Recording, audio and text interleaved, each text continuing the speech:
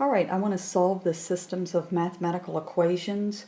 What this means is I want to know what x and y will equal to make not just this first equation true, but both of them true at the same time. A lot of times you'll hear this called solving simultaneous equations. And so there's many different ways you can do this. Probably the easiest way is to either use a graphing calculator, or you can find websites like fooplot.com where you would just simply put in these equations. Now a lot of times they have to be solved for y, so you have to go through the algebra to solve them for y.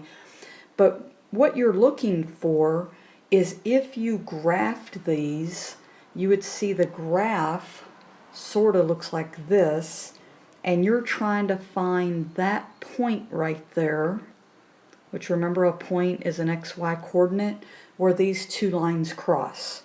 So again, if you use a graphing calculator or a graphing program on the web, you can at least have an idea where they are if they're not integers. Alright, so I have other ways. So graphing's the first way to solve this. A second way would be where I use substitution, meaning I take one of these equations and solve for one of the variables. Well, this would be very easy to solve this equation for x because I could just simply add y to both sides. And then what I do is I take this and plug in for x into my second equation. So 2x plus 3y equals 18. And now where I see an x, I'm going to plug in -1 plus y. And bring all this other stuff down, because now I have an equation that I can actually solve for one variable, y. 2 times -1 is -2. 2 times y is 2y. Plus 3y equals 18. Collect like terms, so that's going to be 5y equals 18. And now I can simply add 2 to both sides, so 5y equals 18. I'm sorry, I didn't have my 2. So 5y equals 20, and then divide by 5, and I get my y equals 4.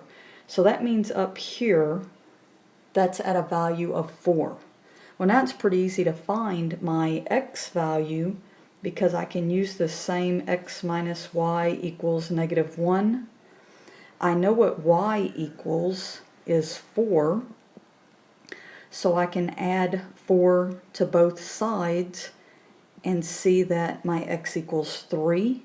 Add that to my graph, which means the solution to this systems of equation is 3, 4. So that's the second way that you can solve these. I will do another video that'll have an example of the third way, which is elimination, and then I'll do the fourth way, which is matrices.